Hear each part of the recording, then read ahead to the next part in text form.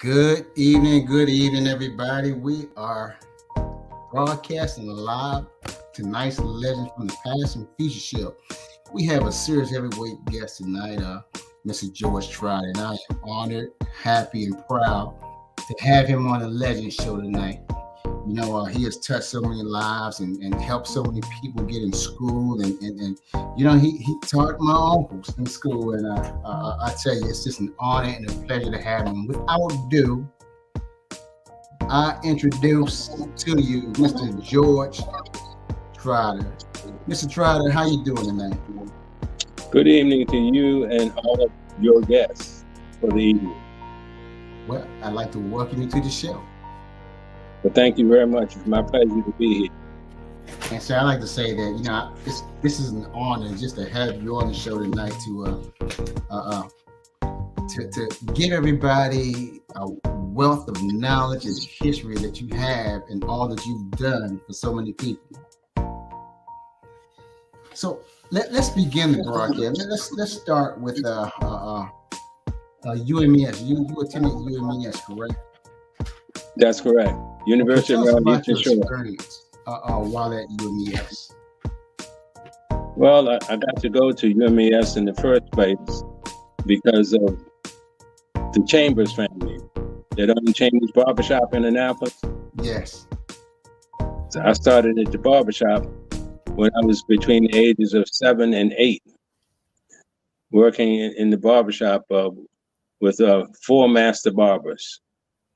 So I would go in at a very young age and clean the barbershop up, and those 4 gentlemen pretty much adopted me as family.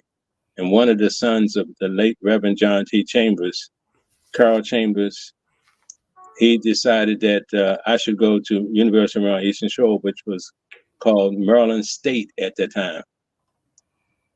And that's where a lot of good friends from the area attended Maryland Eastern Shore. Okay, now before we talk about how UMES prepared you for your 40 years as an educator, you were able to get countless people to attend Maryland Eastern Shore. How were you able to do that, sir? Well, by being active in the National Alumni Association and being in close contact with at least a couple of presidents of the university. One, Dr. William Heitch, was my trigonometry teacher when I was there as a student. So I was good friends with him and the current president, Dr. Heidi Anderson. They had enough confidence in me that I could get students to attend the campus, so much so that they provided charter buses whenever I needed to transport students to the University of Maryland Eastern Shore. So they would pay for the charter buses. And we're talking about deluxe charter buses. So the kids were very happy to at least have a day off from school as a field trip to cross the bridge to the Eastern Shore, down to the little town of Princess Anne to attend the University of Maryland Eastern Shore open house. Wow. That's where my uncle attended school at Maryland Eastern Shore. Kim Jones. In fact, both of you are frat brothers. Did you know that? I didn't know that. Yeah, you pledged Omega Psi Phi, correct? No, I didn't pledge. Oh, okay. All right. Well, tell myself and the audience, sir, how did University of Maryland Eastern Shore prepare you for your 40 years as an educator? One word stands out: RIGOR. You got me? RIGOR? Mm-hmm. Okay.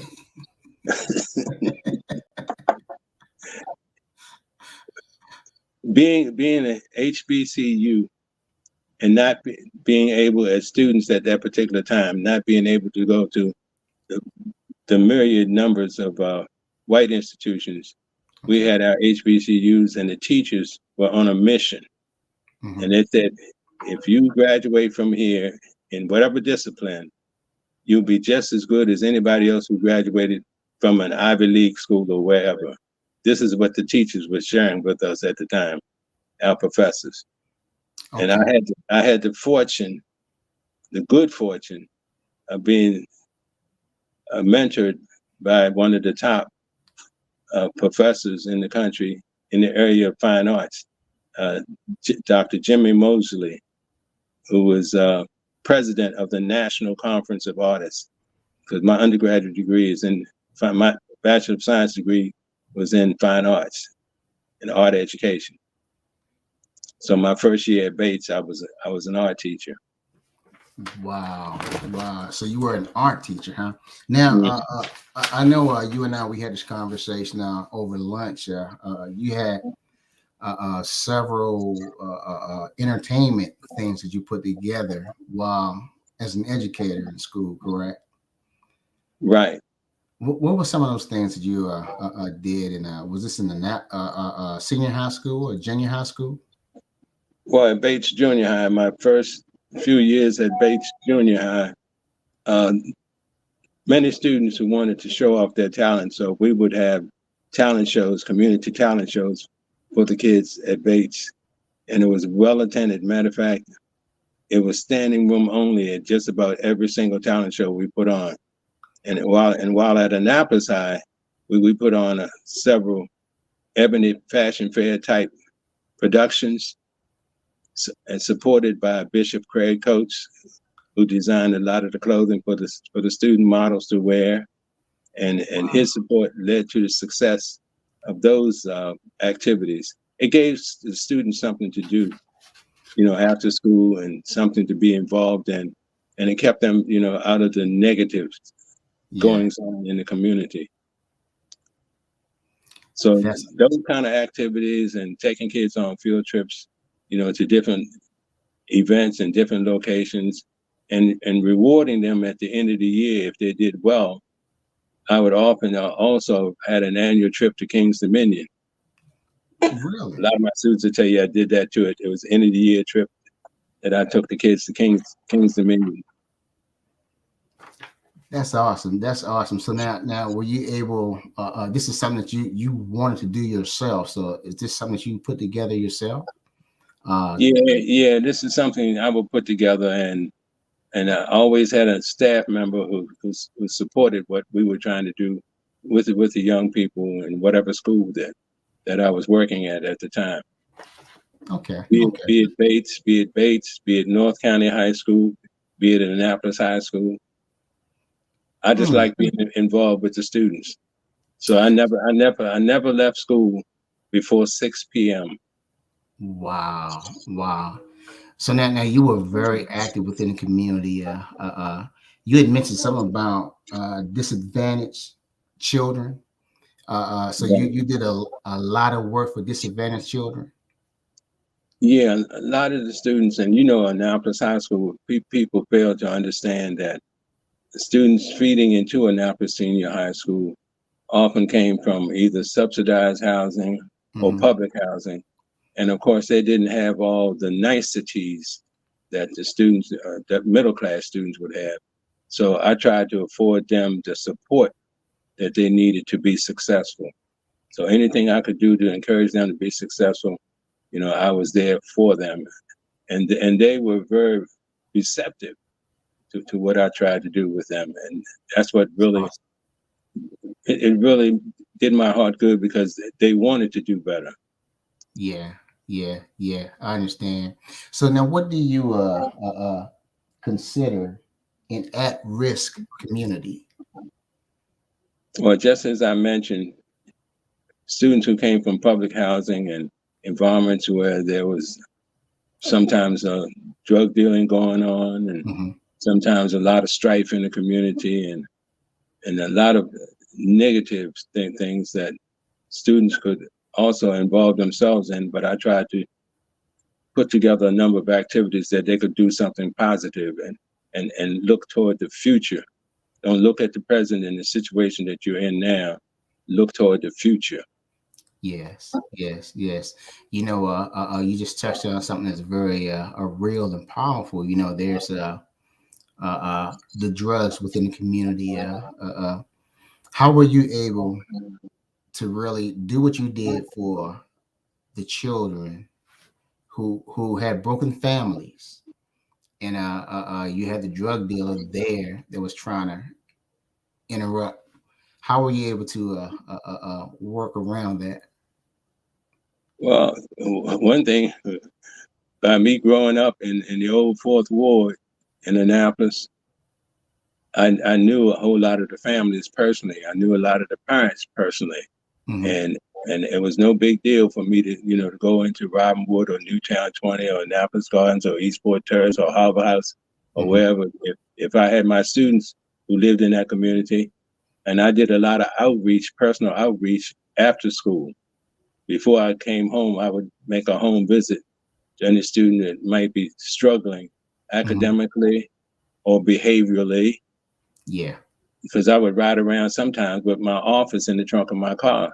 So the Wow. students, when the students' parents did not show up for a conference to have them reinstated in school, I would have all the formats to have them reinstated from the trunk of my car, and have the parents sign off on it. Because the key is to have the parent conference. Yes, yes, yes. Okay, if it was no parent conference, and a lot of parents did not either want to attend the conference at the school or couldn't attend it, or they was indisposed to attend it. You know what I mean by indisposed? Some of them had their own substance abuse problems themselves. Okay, okay. So that the children pretty much came last on the burner. They were always put on the back burner. But to afford them the opportunity, that student opportunity to stay in school, that's what I had to do. I did what I had to do to get the kid back in school. Wow, wow. I can remember a young lady who was having problems getting her daughter into a Bowie State, and you came through and got her daughter in Bowie State. That says a lot about you, Mr. Trotter. You are a living legend, a living legend. So looking at your bio, you there's numerous awards that you have. You have the UMES NAA Hall of Excellence Award. What exactly is that, sir? That was service to not only the National Alumni Association, but that was for service to the college, because anything we did in the way of activities to support the college or Mm-hmm. the university benefited. And a lot of that support came in the form of me personally recruiting students to attend that university. That's where that award came in. Okay, now what about the Lifetime Mentor Award that you received in 2010? Well, that was, believe it or not, that was Janice's baby. Was it? Yeah, Janice did a lot of volunteering in the community, and she had nominated me for the Lifetime Mentor Award, the very first Lifetime Mentor Award. That was Was due. That was through Janice Hayes Williams. Wow, wow, and that was the very first award, huh? That was the very. I was the very first recipient of that award, and Wow. the subsequent recipients, I passed on the baton. Okay, okay, okay, If you okay. know what I mean. Absolutely, I do. Now, you also mentioned and this is probably where I thought maybe you had a pledge. It says Omega Psi Phi Fraternity Award for Outstanding Citizenship. So this was given by the Omega Psi Phi to you. It was given by the Omega. They recognized what I was trying to do with it, as you call them, disadvantaged young people or students in conflict. How I went out of my way to support the students to have them be successful. Uh-huh. The Annapolis chapter in Omega Psi Phi recognized me, even though I wasn't a brother of Omega Psi Phi. They recognized what I was trying to do, because a lot of the guys in Omega Psi Phi fraternity in the Annapolis area, they were personal friends of mine also. Hmm. And the one that took lead on that was the late Reverend Charles Sims. Wow. Wow. That's awesome, sir. That's awesome.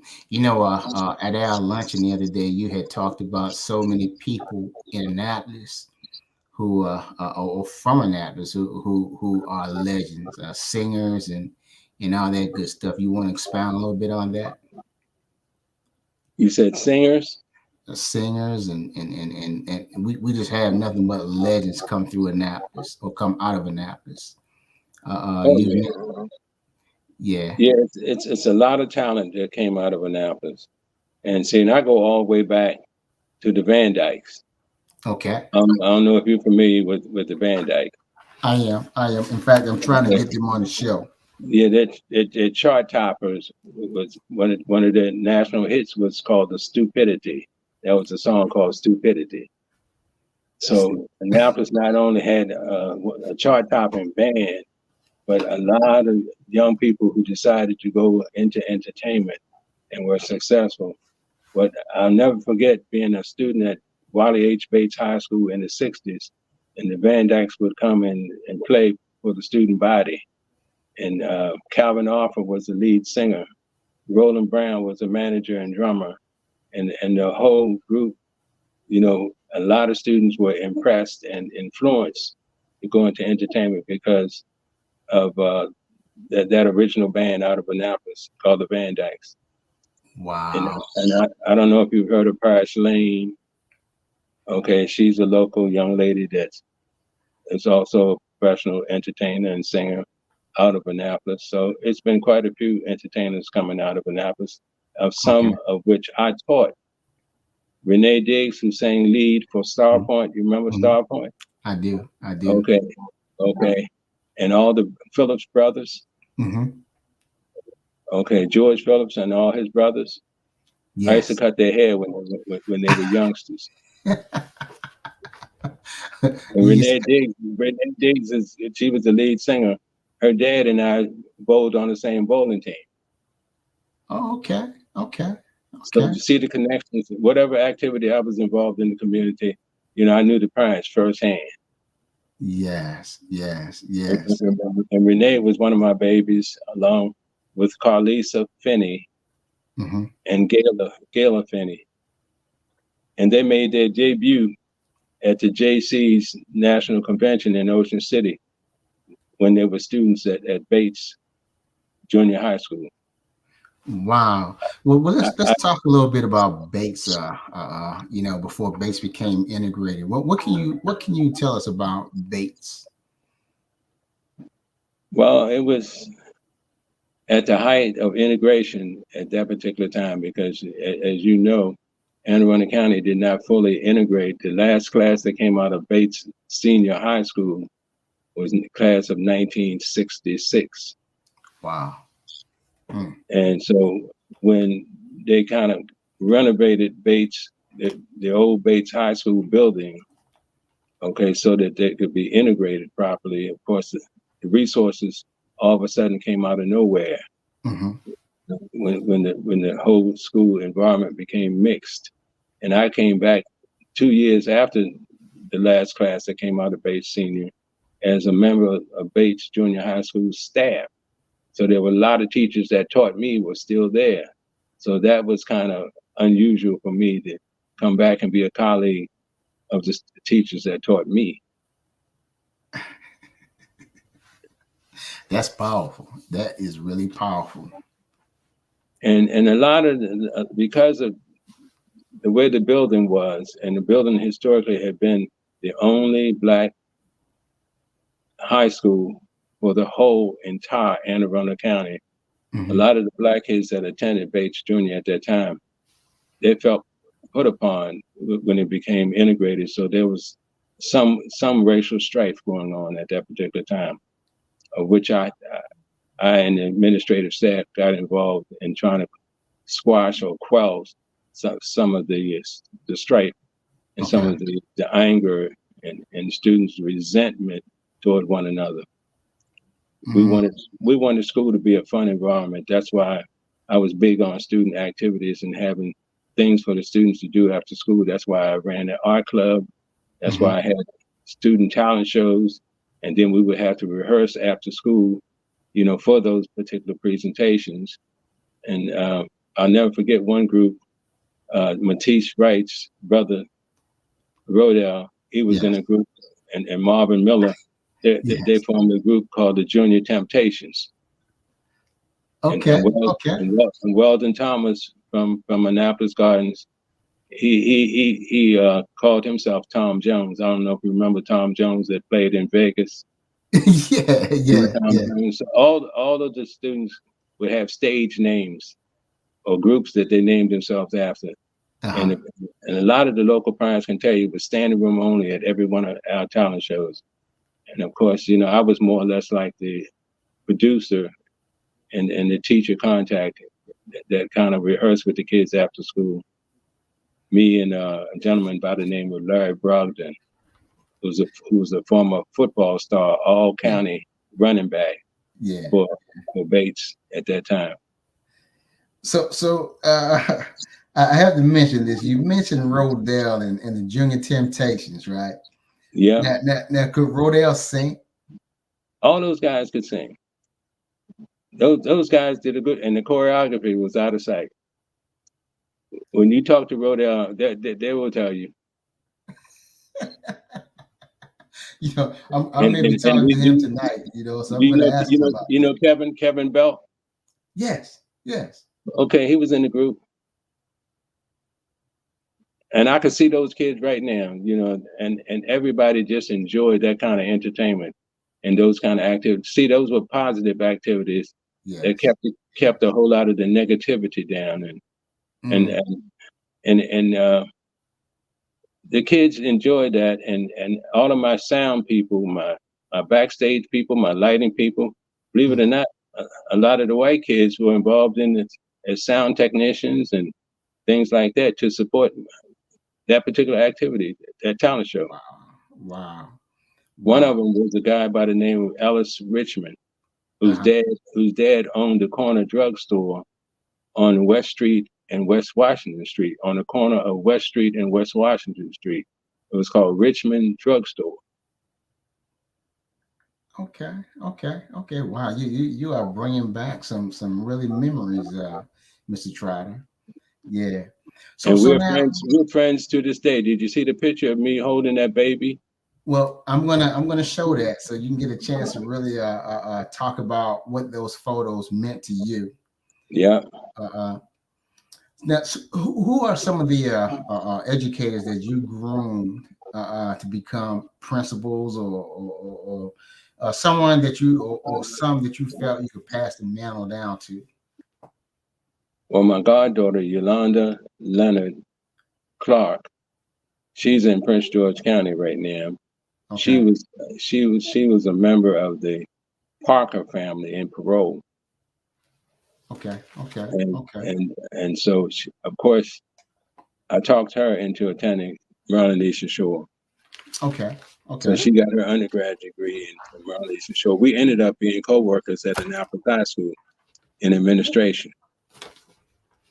wow, wow, okay, okay, okay, okay. Now, Mr. Trotter, okay, I'm looking at the Martin Luther King Humanitarian Award that was given to you in 2015. What can you tell us about that? I guess somebody put me up for the award because of my involvement in the community. I don't solicit these things. I just, I just I felt a commitment to the community because the community has given so much to me. I felt that I needed to give back to the community, and that's the pledge that I made when I received the first scholarship from the Anne Arundel County Department of Recreation and Parks. I was the first African American to receive that award. Wow, wow, wow. So now, what about the Martin Luther King Drum Major Award? Well, that was kind of like a initiative award. A drum major is the person who sort of like gets involved in the community and does things in the community, and it's kind of like an unsung person Mm-hmm. who quietly does stuff without a lot of fanfare. So I wasn't looking for any of these awards. I was nominated for all those awards. Well, truly, you are definitely a legend. You have done so much for the community. I also see where the mayor gave you a citation for the city of Annapolis in 2022. What was that about, sir? I guess it was sort of like a lifetime achievement award because a lot of the politicians hadn't heard of me, and then when people like Carl Snowden and people from the community said, well, I think there's an unsung hero in the community that you need to recognize that's still doing things even post retirement. So if you note, I retired in 2008, but I came back out of retirement after 4 months and did another 7.5 to 8 years on top of the 41 and a half years I had on record. Wow, wow. So what is it, sir? What is it that makes you want to come out of retirement and work like that? Because you're still doing some work today. So what is Yeah. it that drives you? Well, now, the legacy itself is my students, my past students who are in key positions. I have a young lady at Bowie State University right now, Thomasina McCoy Boardley, that I can pick up the phone and call her, and she'll get kids in the Bowie for me. I have the president of Maryland Eastern Shore. I can pick up the phone and call her. I have friends who are on staff and still have friends on staff at Morgan State University in the School of Engineering. I can pick up the phone and call, and that's Jones' husband. So it's just about every local HBCU or university I can pick up the phone and call and get a student the opportunity that I know that they should have so they can be successful. So Yes. that's why I said, passing the baton on to them. And a lot of them were my former students. Wow. Now you had made a comment the other day while at lunch. You weren't a guidance counselor at all, but there was a student who had a problem getting into a school where the guidance counselor dropped the ball on it. Can you talk a little bit about that? Well, it was just a situational incident. I was on my way to cafeteria duty with my walkie-talkie, and I took a shortcut through guidance because if you know the layout of a Napa side, you have the front office, and in the back rear office, it's guidance. So I took a shortcut through guidance so I wouldn't have to wade my way through the crowded hallways. So if you cut through guidance, you can avoid the crowds on the hallway. And I saw this young lady sitting over in the corner in tears, and I just decided, since nobody else was paying any attention to her, I just went over and asked her, I said, sweetheart, what happened? What's going on? Why are you so upset? So she said, she had just met with her guidance counselor and she had missed the deadline for her number one selection or choice of university. That's when I stopped and called down by walkie-talkie to the cafeteria and said, I'll be a little late, and took her in my office. And I said, well, first thing came to my brain was, she missed the first opportunity. What was your second choice? So her second choice was Pacific University. And that's on the West Coast.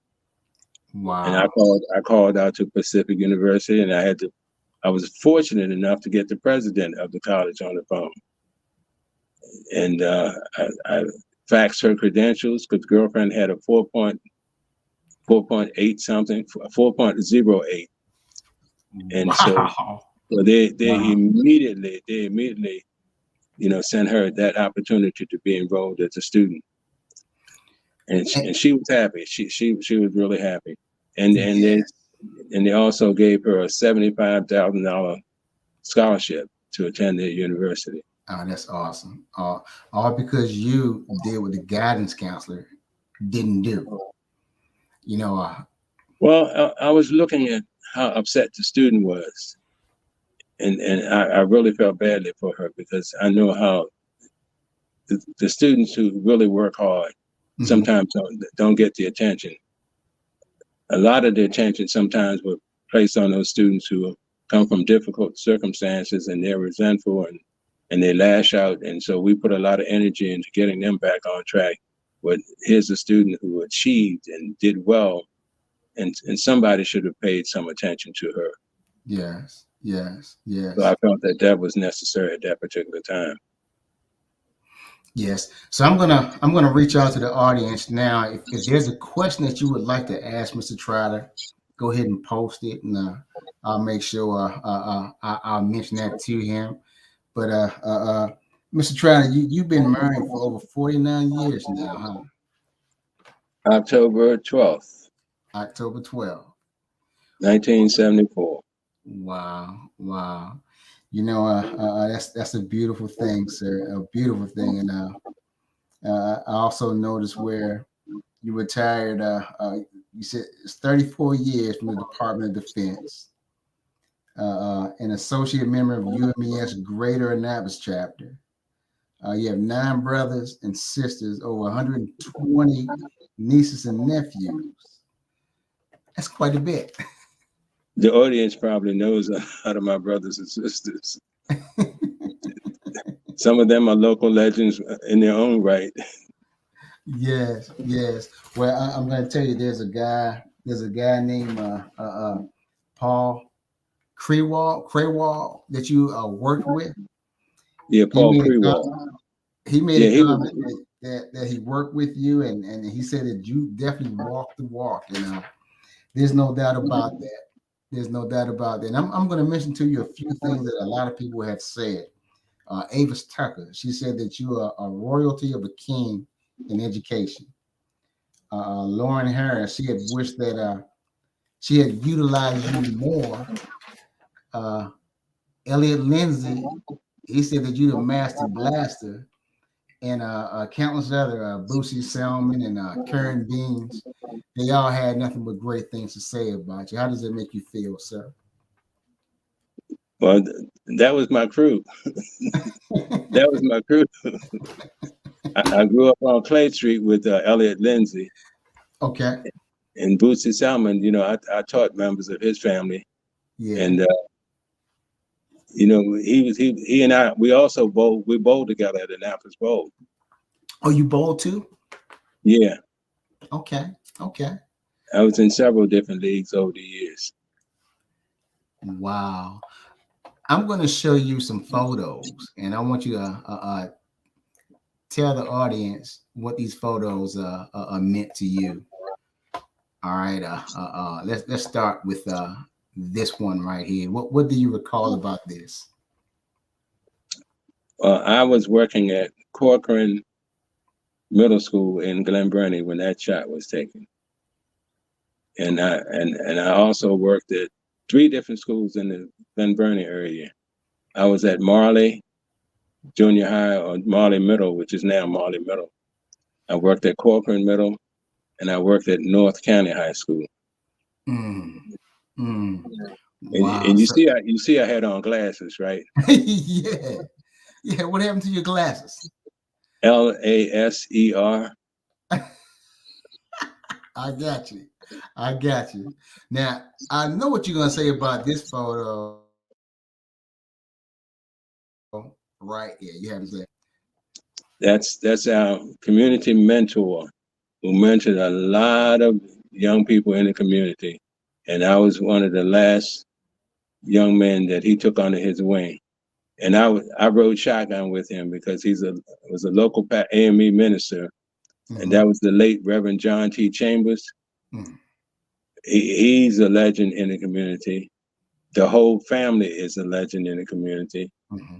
and he had 3 sons and 1 daughter, and Wow. all of his sons worked in the barbershop with him in Chambers Barbershop. Yes. Yes. And Including you. the last iteration of Chambers Barbershop was on West Street across from the Graduate Hotel. You know where the Graduate Hotel is? It Mm-hmm, used to be Lowe's. mm-hmm. That's where the last barbershop was. And of course, you know, I worked in the barbershop since I was age 7 or 8. Wow. Wow. What about this picture right here, sir? That's Sergeant Al Cook's Vietnam veteran who went to Maryland Eastern Shore with me. He attended there with me, and we were at a homecoming event at Maryland Eastern Shore. Okay. Okay. You see, that's the Eastern Shore jacket I have on. I see. I see. I have quite a few of Marlies and Shore items too. I used to go over there all the time with my Uncle Kim. You know, what about this photo, sir? That's, I grew up in Mount Olive AME Church on Hicks Avenue in Annapolis. Uh-huh. And the young lady that is seen in the picture with me, that's Clarence Ross's daughter, Dawn. I had her as a student at Annapolis High School. She was a very outstanding student when she attended there. And she was part of Trotter's hit mob at that time because I had a student organization called the Student Activity Committee. Okay. So Okay. I had my own club, and she was part of that organization. Wow. Wow. What can you tell the audience about this photo right here, sir? That was one of my class reunions. Wally H. Bates High School class of 1964. Okay. Okay. And Dr. Linda Boyd, who works at the Bates Legacy Center, she's on the board of directors Mm-hmm. for the Bates Legacy Center. Okay. That Okay. was my classmate.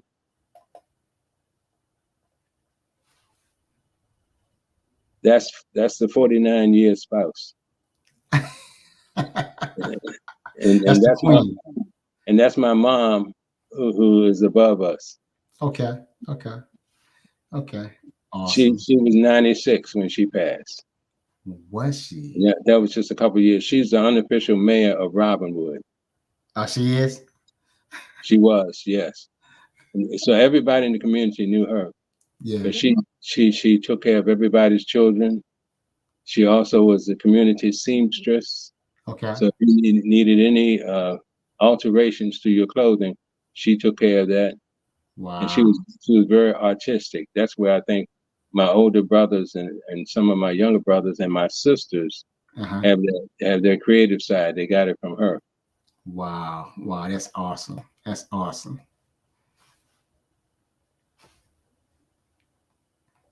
What can you tell us about this photo here, sir?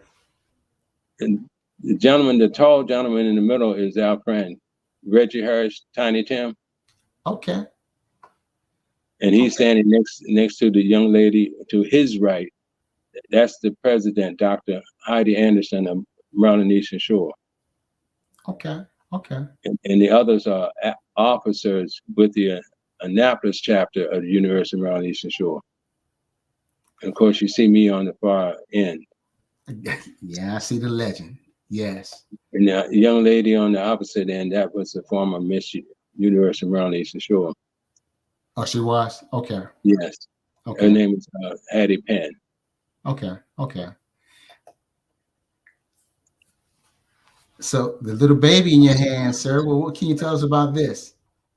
Well, she currently attends Severn School in Severna Park, Okay. and she's Okay. she's a junior, and I think she was about 2 months old when her dad placed her in my arms, and her dad in the middle. That's Ellis Richmond. His dad owned Richmond Drugstore on West Street and West Washington Street, on the corner of West Street and West Washington Street.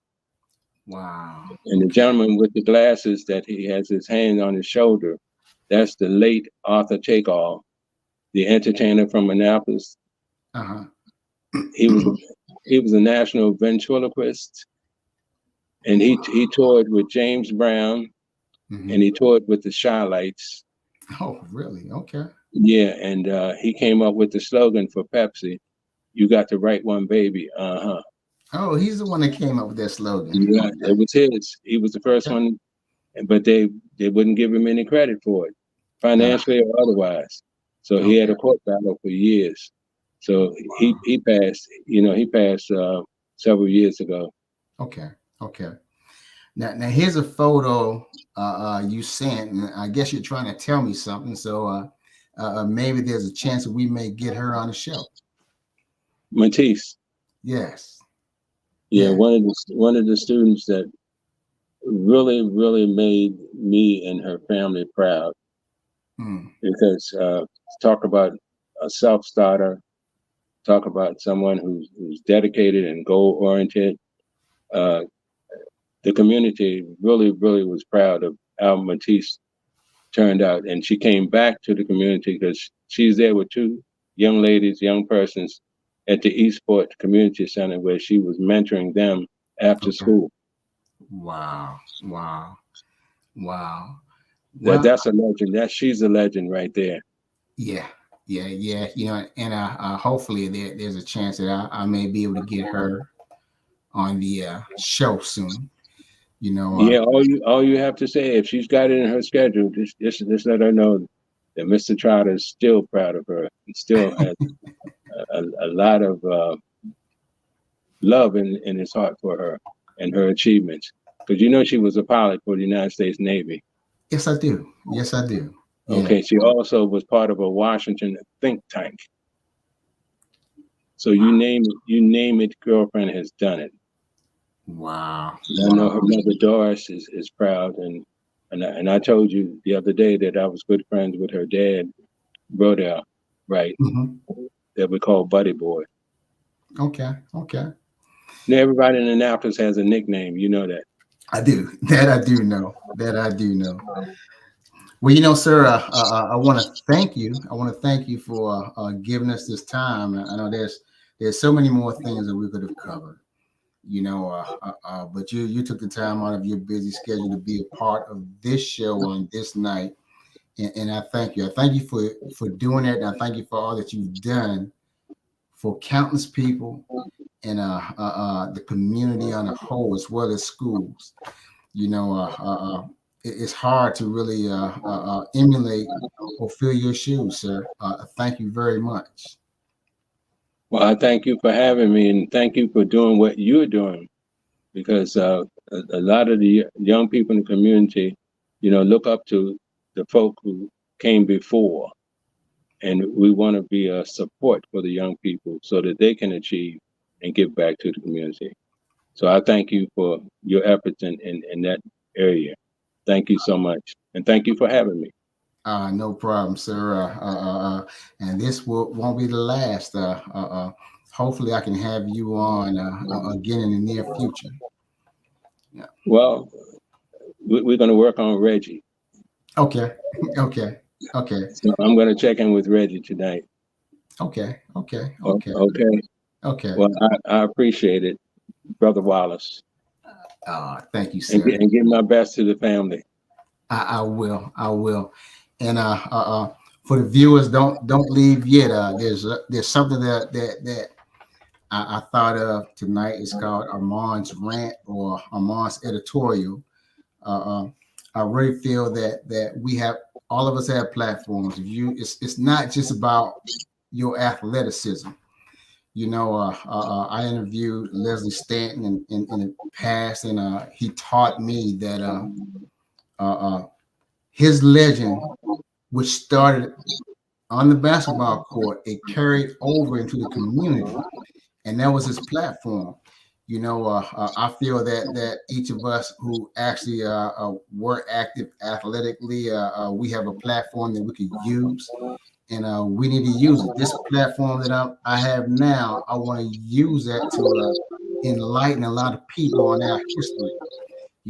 As I stated earlier, it's just not about athletics. Now, I can tell you when I was coaching, uh, uh, uh, when we used to take the kids home to the different neighborhoods, all right, the Right. first person that kid would see was a drug dealer.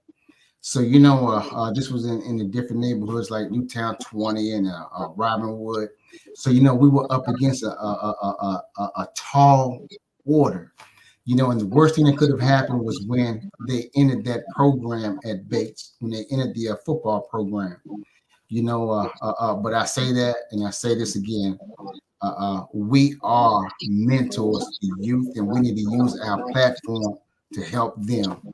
I thank everybody for being on tonight. There will not be a cash giveaway tonight, but you come back next week, you may be surprised.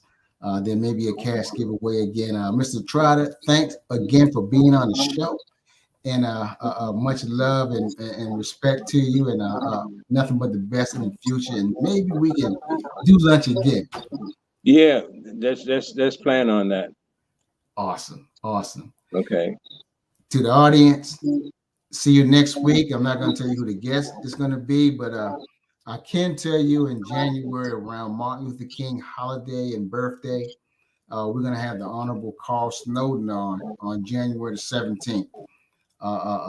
Prior to close out December, we'll have one more podcast next week before Christmas. We won't have a broadcast the following week after Christmas or during Christmas. We may pick back up in the new year. But I love you. You're the best audience ever. And Mr. Trotter, once again, thank you, sir. Thank you for having me. Awesome.